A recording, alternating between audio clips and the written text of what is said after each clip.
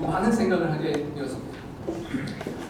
지금까지는 다 선배 목사님들, 어른들 장례를 해보았지만 저보다 젊으신 분이 또 친구가 이렇게 잠드는 모습은 참으로 많은 것들을 돌이켜보게 되었습니다. 사랑하는 가족들을 뒤로하고 열심히 주의 복음을 전하다가 주 안에 잠든 친구를 생각할 때 저에게 주어진 생명이 정말 더 새롭고 의미 깊고 더 뜻깊게 살아야만 하겠구나라고 그렇게 마음을 드리게 되었습니다. 우리 성도 여러분, 언젠가는 우리가 다 주님이 그 전에 오시지 않으면 주 안에 잠들게 되어 있는데요. 그때 여러분은 어떻게 기억되기를 원하십니까? 우리에게 주어진 시간은 유한하고 생이 마감될 때 어떤 향기로 우리는 남게 될까요? 오늘 안식일학교 시간이라 제가 세계 선교와 관련된 이야기를 좀 나눠보고 싶습니다.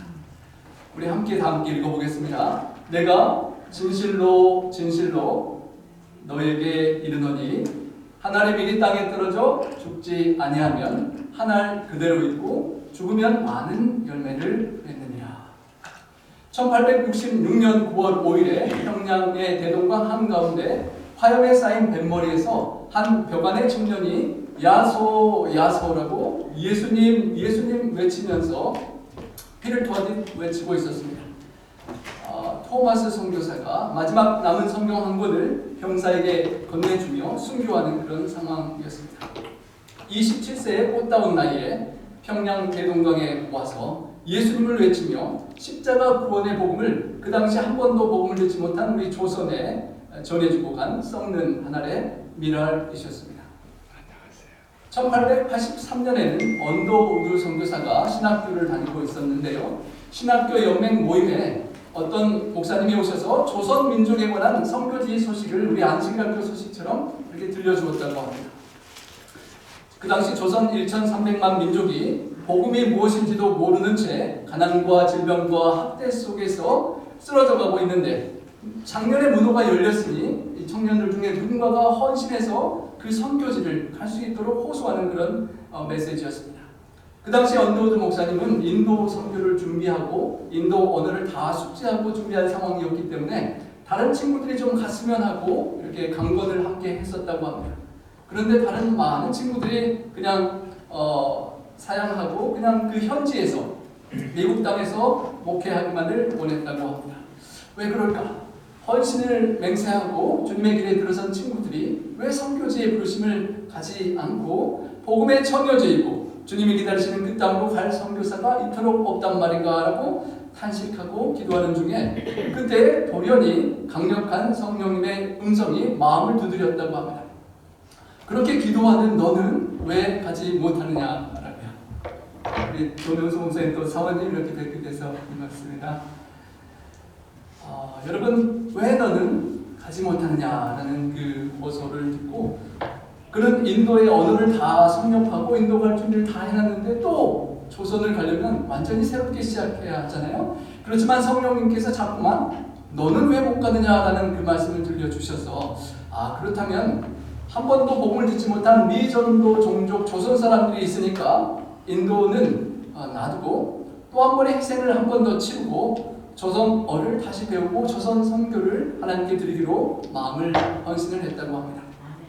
미전도 종족인 우리 민족을 가슴에 품고 설레는 마음으로 장도의 길에 올랐습니다.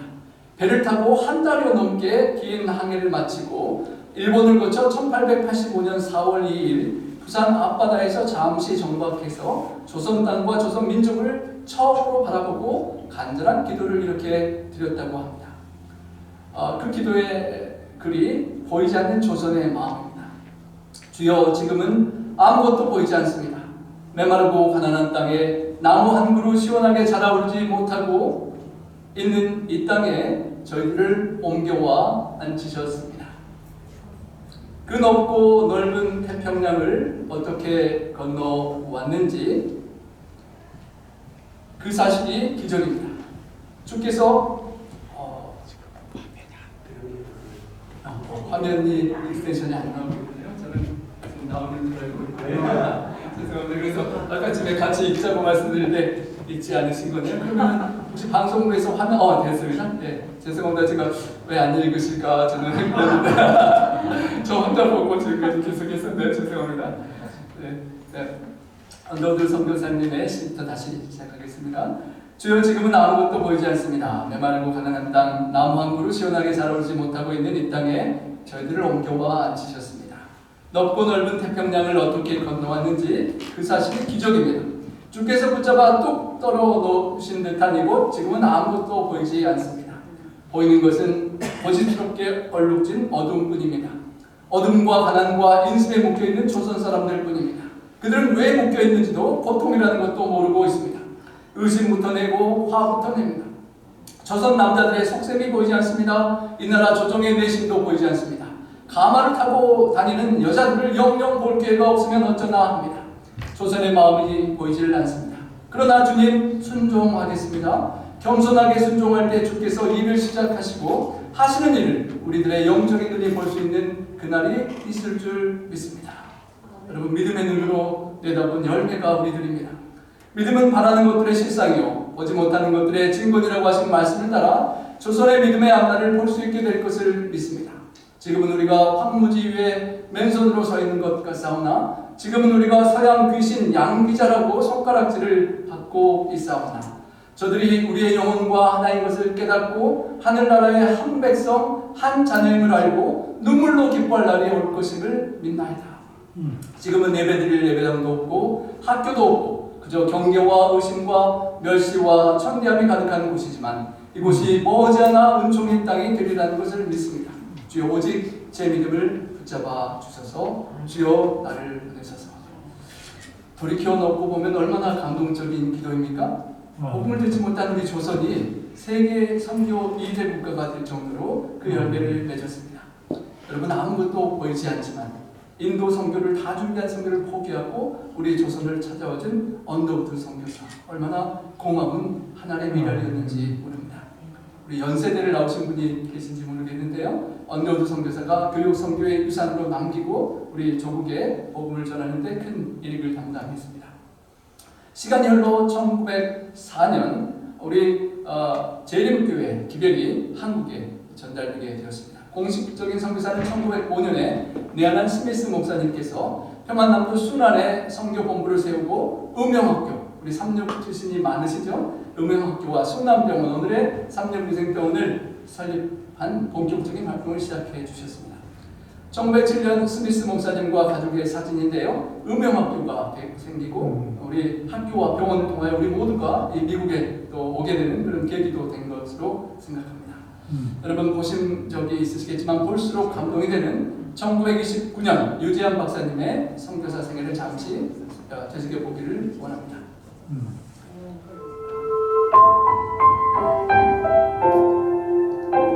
1929년 5월에 한국의 의료 선교사로 파송되어 봉사하는 동안 부인을 잃기도 했었습니다. 한국인의 친구 조지 헨리 류 지안 박사님의 하나님 믿는 썩는 미력의 생애였습니다.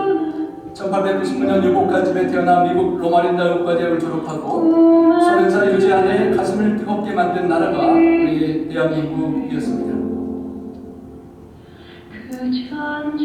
1947년 서울위생병원을 설립하고 1948년 이승만 대통령의 주치의로 활약을 하며 시야에서 굶주리고 헐벗고 또 의료 혜택을 정말 받지 못하는 사람들을 위한 그 희생이 애처로울 정도로 지옥했어요. 1950년 총회 참석자 미국으로 돌아간 유지아는 한국 전쟁을 피할 수 있는 청년을 포기하고 그 위험한 한국으로 다시 돌아오기로 결심합니다. 모든 인맥을 동원하여 메가더 장군의 전용기로 한국에 돌아왔습니다.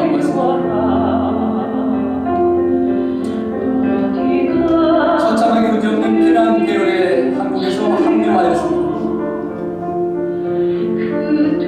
부산으로 내려와 홍관을 개조하여 만든 산부인과에서 3,500여 명의 아기들을 받아내 주었습니다.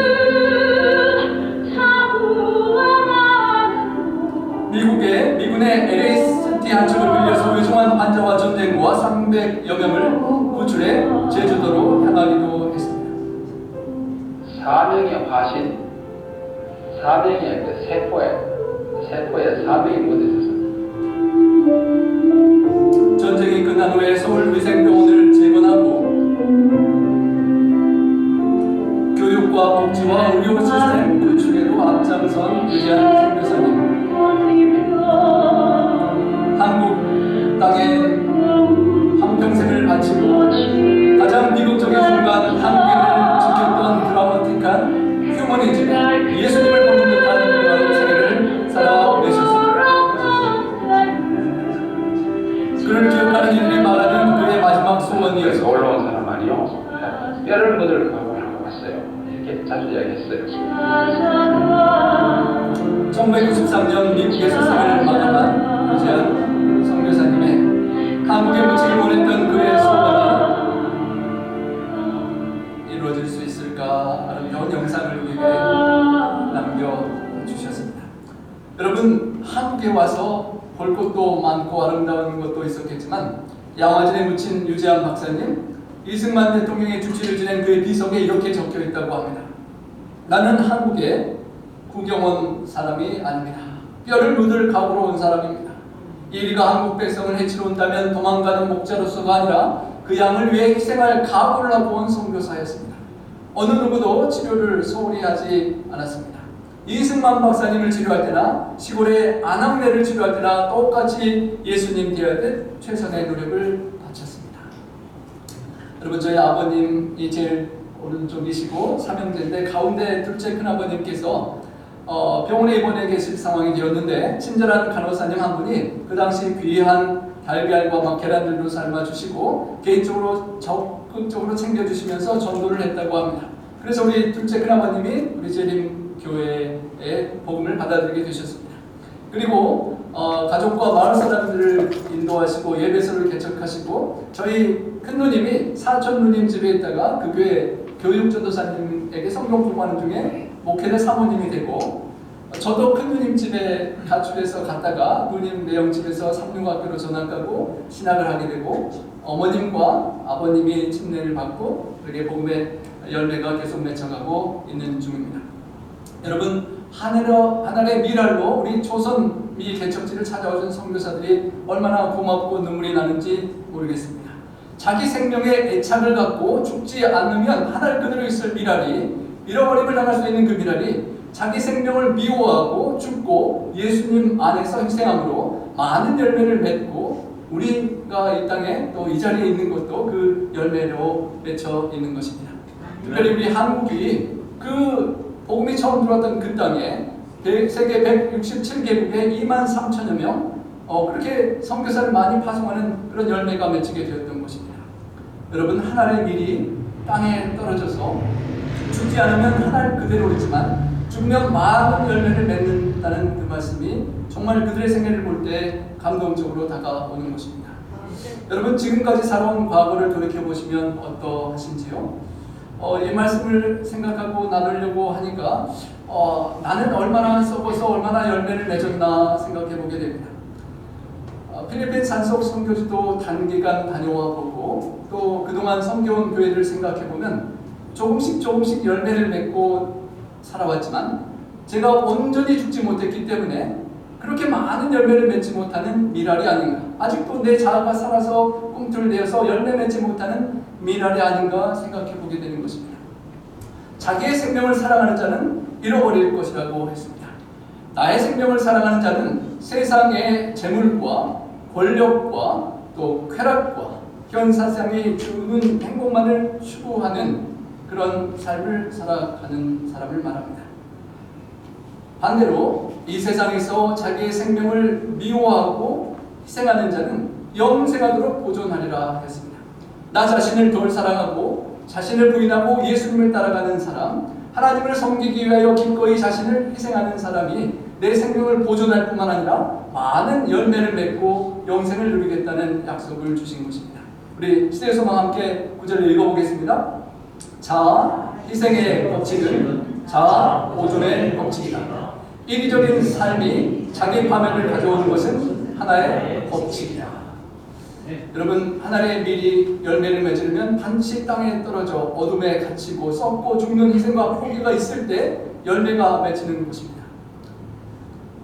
죽으면 많은 열매를 맺는데 주님께 받은 기도와 사랑을 이웃들에게 전하고 예수님처럼 살고 섬기고 죽어서 많은 열매를 맺는 감동을 전해주는 그런 분들이 참으로 우리 주변에 우리 믿음의 선구자들 중에 많지만 우리가 잘 모르는 한 분을 한번 소개해드려보고 저도 새롭게 아는 한 분을 소개해드려보기를 원합니다. 여러분이 잘 아시는 슈바이처가 30세 되던 해에 아프리카 봉사를 결심하고 90세 사망할 때까지 거의 60여 년을 봉사했다고 하는데요. 그 열매로 아프리카 그 큰 대륙의 33%가 기독교인이 되었다는 그런 열매로 맺혔는데요. 우리 한국 사람이 그 아프리카에서 아름다운 선교를 하는 모습, 비록 재림 기별을 알지 못했지만 예수님의 마태복음 25장에 그 재림 준비를 너무도 잘할 것 같은 한 분의 삶을 함께 나눠보기를 원합니다. 그가 이태석 신부님이 고3 때 작사한 묵상이라는 그 성가도를 배경으로 그의 생애를 죽은 이후에 그 사람을 추모하며 만든 영상을 한번 보겠습니다.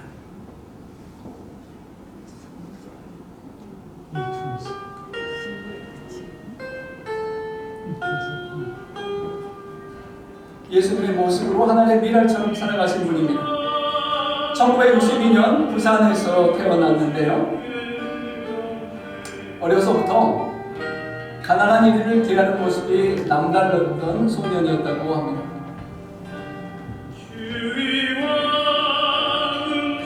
홀로 10남매를 키우신 어머니를 위하여 효도하고자 의대에 진학했습니다. 하지만 세상에 무엇으로도 채워지지 않는 그 빈자리에 하나님을 향한 갈망이 있었습니다. 살린시로회에 입회하고 37 늦깎이 사제가 되어서 하나님의 뜻을 찾아보고자 노력했습니다.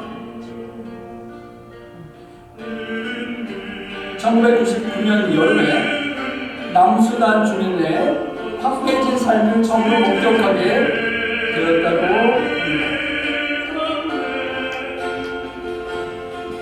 오랜 내전으로 먹지 못해 죽어가고 장애인과 헐벗은 이들이 대부분이었습니다.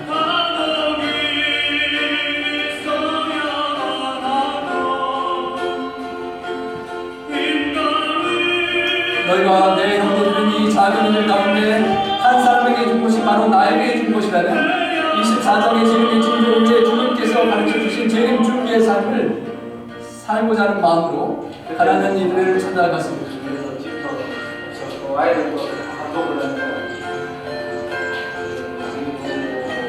학교란 것도 없이 그냥 한전을 그냥 나무님께서 집에서 다니는 거 가지고 죽는 아이들도 어디에 조금씩 그 척박한 곳으로 떠난 그는 하나님의 종이자 의사였고 건축자면서 교사로서 할 수 있는 모든 봉사를 다 하였다고 합니다. 직접 음악을 가르치며 전쟁으로 상처받은 아이들의 마음을 위로해주고 보듬어주며 그들의 마음속에 하늘의 찬양을 심어주었습니다. 남산 토지에서는 가난 속에 행복이 있음을 믿게 되었습니다. 나중에 없어도 중국에서도 신학생활 열심히 하고 하나에서 뭐 불행하다고 생각하는 그런 사람들은 아닙니다. 2009년에 휴가차 귀국했다가 대장암 말기 판정을 받게 되었습니다. 다른 사람들 돌보는 중에 자신의 건강을 살피지 못했던 것 같은데요. 2010년 1월 14일 주안에 잠들게 되었습니다. 그가 남긴 마지막 유언입니다. 내가 더 많이 얻어갑니다.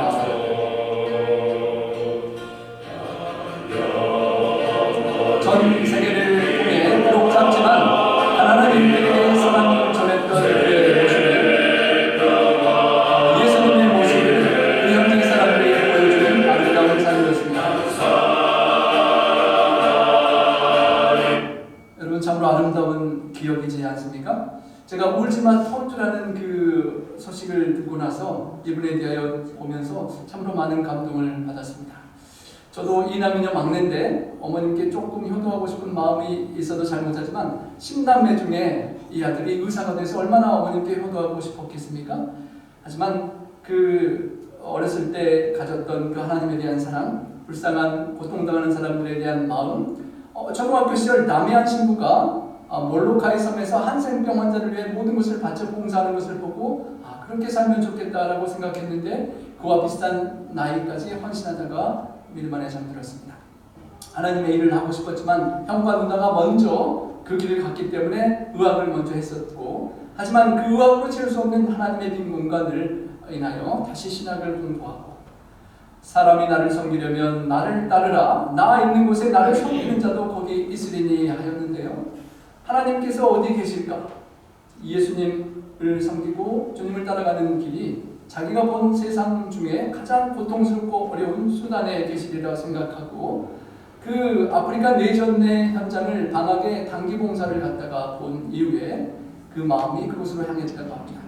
너무도 불쌍한 아이들, 너무도 많은 죽어가는 사람들, 전쟁으로 200만 명이 죽고 400만 명이 도피했던 그런 위험한 곳에, 톤주에 가장 그 당시 가난한 곳에 그는 예수님이 그곳에 계시겠구나 하는 마음으로 찾아갔다는 것입니다.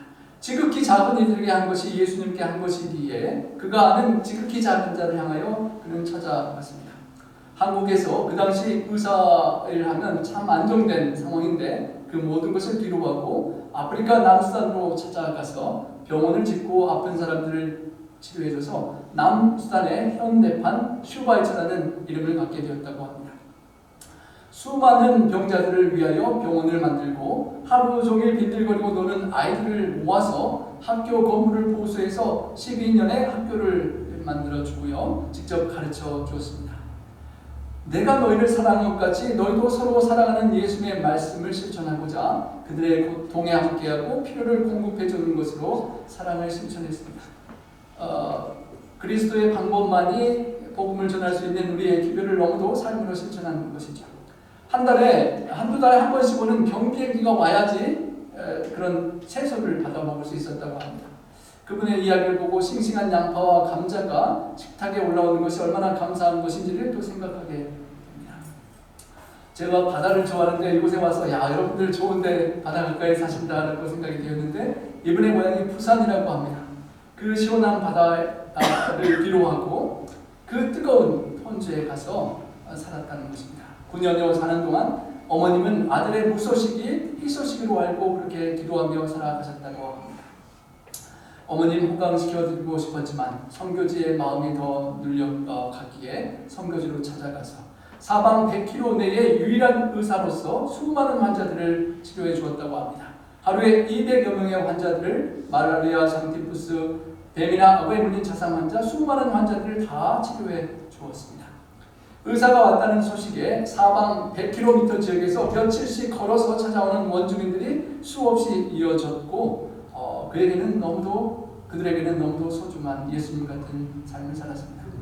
매주 수요일이면 80개가 넘는 유목민 마을을 찾아가서 이동 진료도 했다고 합니다. 전쟁으로 모든 꿈을 잃어버린 아이들에게 학교를 세워주고 직접 여러 과목들을 가르쳐 주었습니다.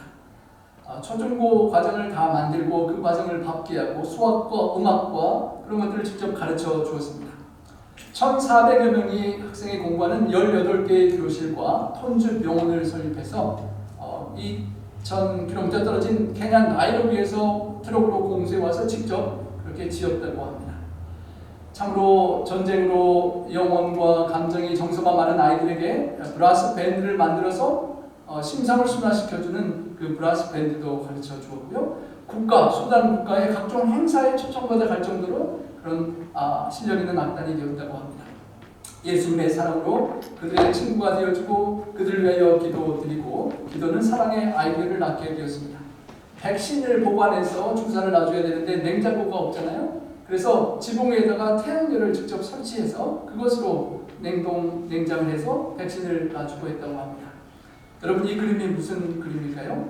여기 마리아라는 이름이 써져 있는데요. 한센병 환자들의 발을 딱 대고 그려서 그 발에 맞는 신발을 만들어 주었다는 것입니다. 참으로 맨발로 다니다가 다치고 더 문제가 되어가는 그 문드러져가는 환자들의 발을 맞추어서 고무 타이어를 찢고 잘라서 그렇게 신발들을 만들어주는 것을 볼 때 그 신발을 받은 한센병 환자들이 얼마나 고맙고 감동이 되었을까요? 상처받은 영혼을 위하여 샌달을 만들고 아이들을 음악으로 교육하고 그 모든 사랑을 그들은 예수님을 보는 것처럼 보며 하나님의 사랑을 느꼈을 것입니다. 비록 그가 가진 것이 많지는 않았지만 돈이 많지는 않았지만 자신이 먼저 배우고 알고 있는 것들을 모르는 사람들에게 가르쳐주고 나누는 것이 정말 많다는 것을 깨달았다고 고백합니다. 가진 것이 있어야만 나눈다고 생각하지만 정말 가진 것이 없어서 나누지 못하는 것인지 가진 것이 없어서 나누지 못하는 것이 아니라 어쩌면 주님의 사랑이 부족해서 나누지 못하는 것은 아닐지 우리에게 질문을 던졌습니다. 48세의 대장암 말기로 2년 투병 후에 주안에 잠들었지만 그리고 너무도 안타까운 젊은 인생이 끝나버린 것 같은 슬픈 결말인 것 같았습니다. 마을 사람들이 그의 영정사진을 보니까 온통 울음바다가 되었다고 합니다. 그래서 그 다큐멘터리 제목이 울지마 톤주였습니다. 톤주 사람들이 너무도 울고 울음바다가 되었기 때문이죠. 타인에게 눈물을 보이는 것이 큰 치욕으로 느꼈던 그 주민들이 그 영정사진을 이렇게 만져보면서 너나없이 이렇게 흐느끼고 울었었다고 합니다. 악단이 마을을 행진하면서 그의 사랑을 추모하고 함께 기억했다고 합니다. 그 밴드의 아이들이 한국에 다 오게 되어서 묘소를 찾고 눈물을 흘리는 그 조그만 아이들이 커서 이렇게 한국말을 배워서 계속 열심히 살 거라는 약속을 하라고 했습니다. 신부님의 뜻을 조그만 아이들이 다 커서 가정을 이루고 훌륭한 리더들이 되어서 그를 잊지 못하고 또 한국어를 배우고 그렇게 열매를 맺었던 것입니다. 그 울지마 톤주로 인하여 슬픈 그의 생이 마감되는 것 같았습니다. 그런데 여러분 9년여의 세월이 흐르고 그 아이들이 놀랍게 성장하고 자라났습니다.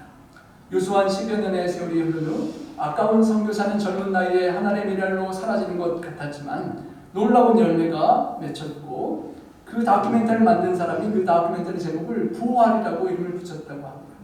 그는 죽었지만 이태석 신부와 같은 비슷한 제자들이 부활해서 나타난 것처럼 나타났다는 것입니다. 여기 이태석 신부의 또 다른 제자들이 있습니다. 의사였던 25의 뒤를 따라서 의사, 약사라는 꿈을 가지고 의대생이 된 이들입니다. 이태석 신부님 때문에 의사가 된 사람들 손들어 보라니까 다 그랬다고 손들죠. 각자 열심히 공부하던 이들이 모인 이유는 한센병 환자들이 모여있는 마을에서 의료봉사를 하기 위해서입니다. 그런 그들의 모습에서 이태석 신부가 보이는 것은 단순한 착각일까요? 그 선교사는 하나님의 은혜로 죽은 것 같지만 그의 열매들이 제자들이 그가 했던 그 길을 그대로 따라가며 열매로 맺혀 있는 것입니다.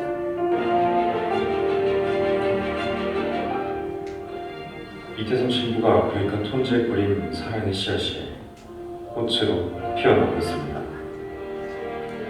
주님께서 우리에게 제자를 삼아 가르치고 지키게 하라는 그 말씀이 정말 땅끝까지 세상 사람들을 제자 삼으면 그 제자가 우리의 일을 뒤이어가는 그 열매처럼 이렇게 보게 되는 것입니다. 울지마 톤주의 두 번째 부활. 그 제자들이 10여 년 자라나서 그 선교사의 뒤를 이어서 그 일을 하는 것을 구수한 감독님이 기독교 신자가 아닌 분이 다큐멘터리를 감동받아서 그렇게 만들어냈던 것입니다. 그의 뜻을 이어받은 제자들이 의사, 약사, 봉사 나서고 한센병 환자들을 도와주면서 그 사랑을 계속 이어가는 것입니다.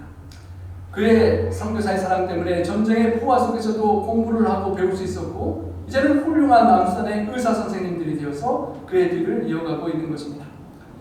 그가 떠나간 지 15년이 되었지만 그의 제자들이 훌륭한 선생님들이 되어서 새로운 학교를 건설하고 수많은 아이들을 가르치고 있는 것입니다.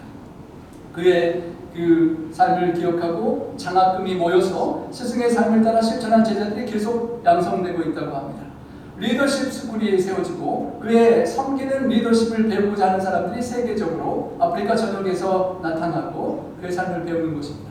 여기 조그만 꼬마 아이 그 선교사님의 약통을 들고 재밌게 쫓아다니는 그 아이가 시간이 흐르고 이렇게 컸습니다. 그가 스승을 생각하며 이렇게 고백합니다. 원래 한국에서는 학사모를 부모님께 시어 드리는 거다. 너는 지금 이태석 신부님이 아버지라서 시어 드리세요 라고. 그래서 시어 들고 나서 이태석 신부님 앞에서 무릎을 풀고 나니까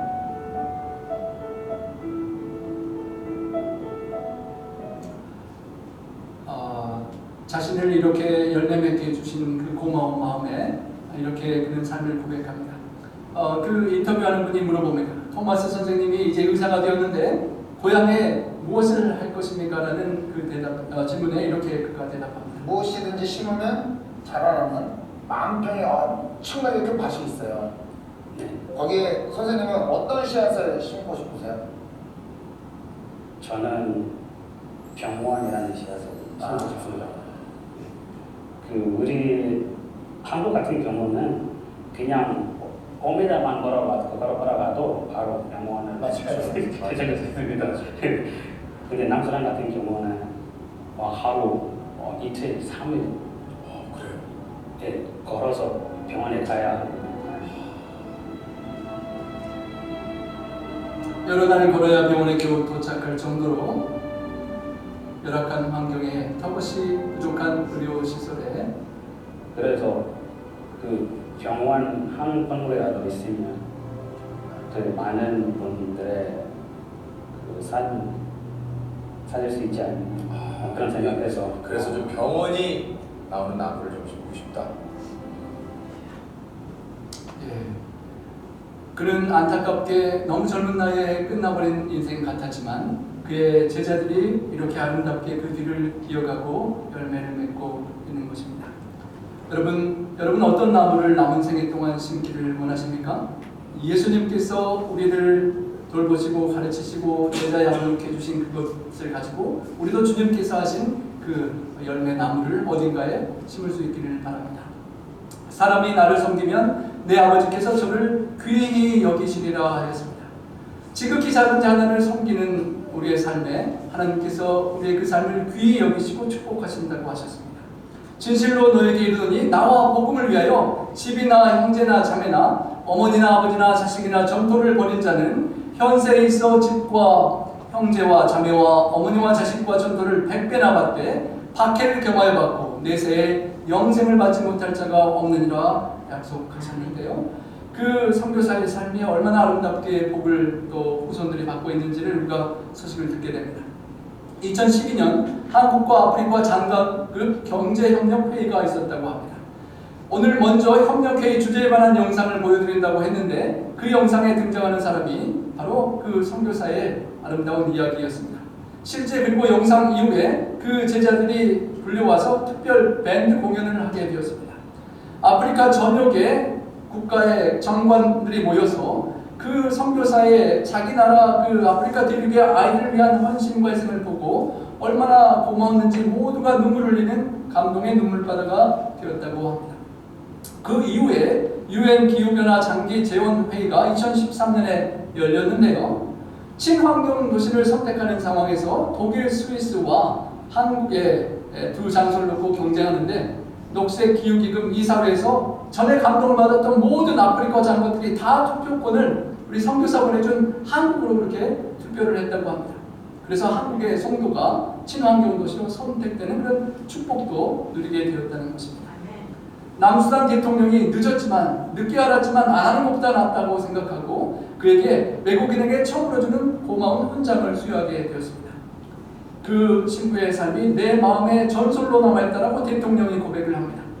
한센마을 사람들도 그가 우리를 찾아온 곳은 너무나 기뻤고 잊을 수 없다라고 하며 그를 기억하는 것입니다. 심지어는 그 국가의 정식 학교 교과서에 그의 아름다운 삶이 실려서 수단에서 배우는 모든 자녀들, 청소년들이 우리를 도와준 고마운 선교사 예수님 같은 그분의 삶을 보고 배우게 되었다는 것입니다. 여러분 시간이 지나고 우리의 삶이 마감될 때 우리는 어떤 아름다운 흔적을 남겨야 할까요? 시간이 지나서 토마스라는 사람이 남수단에서 어떻게 기억이 됐으면 좋겠어요? 저는 솔직히 돌아가서 이재석 시민께서 하셨던 그 일을 제가 할 수 있었으면 좋겠다 이런 생각이 들더라고요. 뭐 한국에 살면은 잘 살 수 있죠. 근데 그게 제가 원하는 게 아니고 이재석 시민도 원하시는 것도 아니고 그래서 돌아가는 게 저한테 제일 중요해요. 어떻게 보면은 이재석 시민이 심어 있었던 씨앗이라고 말할 수가 있습니다. 그 씨앗이 죽지 않도록 열매를 맺어서 많은 사람들을 먹여 살 수 있는 그런 씨앗이 되겠습니다. 여러분, 이 청년의 고백이 우리의 삶과 마음에 사랑의 십자가의 씨앗을 심어주신 주님의 소원을 우리 삶 속에 이루어드리는 그 고백으로 주님께 드려질 수 있기를 소망합니다. 주님께서 다시 부활하시는 것처럼 우리의 삶 속에 예수님의 모습이 드러날 수 있기를 기도드려야겠습니다. 박세혁 부사장님도 이렇게 아름답게 글로벌 케어 북아프리카 본부장으로 그렇게 또 수고하는 아름다운 분들이 있는데요. 특별히 이 다큐멘터리를 만드신 분이 구수환 PD라는 분이라고 합니다. 기독교인이 아니었는데 천주교인도 아니었는데 자신이 취재하러 다니다 보니까 가장 열악하고 다시 가기 싫었던 곳이 수단이었는데 그 가기 싫은 수단에 의사가 찾아가서 살아간다는 소식을 듣고 너무도 궁금해서 추적해서 한번 알아보았다는 것입니다. 목숨을 걸고 모든 것을 사랑으로 바치는 그분의 삶이 너무도 감동이 되어서 그의 삶에 변화가 오기 시작했던 것입니다. 사회에 추적하고 살벌하게 고발하는 프로그램을 많이 만들어 보았지만 사회는 변하지 않았다라고 합니다. 그런데 이 사랑의 다큐멘터리를 보고 수많은 사람들이 감동받고 변화되는 것을 그가 보았다라고 고백했습니다. 그리고 가장 강력한 고발은 지적하는 것이 아니라 사랑하는 것임을 깨달았다라고 고백합니다. 수많은 제자들이 열매로 맺혀가는 그의 삶은 아무런 믿음도 없던 사회 사람이고 하나님과는 멀었던 그 PD가 감동받고 하나님께로 마음을 드리는 그런 결실을 맺게 되었다는 것입니다. 여러분, 우리는 안정되고 편안한 삶을 누리고 싶은 것이 본성입니다. 하지만 우리에게 씨앗을 심으신 주님이 원하시는 방향이 있다면 그 길을 한 걸음씩 따라갈 수 있어야 될 것입니다. 한국의 조국 부산에 가보니까 참 아름답고 바다도 너무 좋더라고요. 은퇴하면 언제가 나도 잠깐 살아보고 싶다는 생각을 한국 가서 한 적이 있었는데요. 이 선교사님을 보니까 제 마음이 얼마나 부끄러웠는지 모릅니다. 여러분, 우리가 주님께서 원하시는 곳으로 가고 주님께서 원하는 곳에 섬기고 가장 낮은 땅 톤주, 우리에게는 과연 어떤 곳이 우리의 톤주일까요? 이 아름다운 곳에 주님의 교회를 세워주시고 우리 각자에게 주님께서 들려주시는 음성, 언더우드 선교사에게 그럼 너는 왜 가지 못하느냐라는 질문처럼 우리에게 하나님께서 물으시는 너의 톤주는 어디냐라는 질문 속에 우리가 하나님 앞에 기도하고 주님께로 그 열매 맺는 삶을 드릴 수 있는 우리가 될 수 있기를 간절히 소망합니다. 주님께서 하늘 영광을 버리셔서 한 썩는 열매가 되셨기에 오늘의 산타마리아 교회가 있고 오늘의 내가 있음을 감사합니다. 나를 위하여 기도하시고 그 십자가를 선택하신 주님, 그 주님께서 비옵는 것이 이곳에 있는 산타마리아 교회에 앉아 계시는 이분들만이 아니요 이분들의 말과 삶으로 말미암아 예수님을 믿고 구수한 PD가 그 생애를 보고 믿음을 받아들이는 것처럼 우리 성도님들의 아름다운 삶을 보고 주님을 믿고 찾아오는 귀한 영혼들을 위하여 여전히 주님께서 기도하시는 것을 기억할 때 그 주님의 기도가 우리 한 분 한 분의 삶 속에 이루어지고 열매 맺는 그런 우리가 되기를 소망합니다. 여러분, 아주 조그만 하나의 미랄, 아무것도 아닌 미랄이지만 그 미랄이 땅에 떨어져 주님과 함께 썩어지고 하면 아름다운 놀라운 열매를 맺게 됩니다. 오늘 우리의 남은 생애 동안 어떤 씨앗을 심으시겠습니까? 나의 생명을 사랑하는 삶은 잃어버리는 삶이요 자기 생명을 주님을 위하여 희생하고 미워하는 자는 영생토록 보존하리라 하셨습니다. 우리 주변에 누군가를 살리는 걸음이 되어주시고 우리 주님께 받은 사랑을 흘려보내는 그런 축복의 통로가 되시기를 축복합니다. 우리의 남은 생에 갈림길이 있습니다. 한 알 그대로 남아서 나 자신이 보존하고 안주하고 고립된 삶을 살 수도 있고, 또 하나는 주님께서 원하시는 대로 더 큰 주님의 기대와 목적을 가지고 나의 삶을 희생하고 지속되는 유산의 아름다운 열매를 맺히는 그런 삶을 살 수도 있습니다. 이제는 우리의 턴입니다. 우리가 어떤 씨앗을 심고 나에게 주어진 이 환경에서 나는 어떤 썩어지는 삶을 살고 어떤 열매를 맺을지, 주님께서 물어보시는 너의 톤주는 어디냐라는 그 질문 앞에 예수님이 안 계시는 가슴마다 선교지이고 예수님이 계시는 가슴마다 선교사라는 마음으로 우리 마음속에 예수님을 모시고 우리 주변에 예수님이 없어서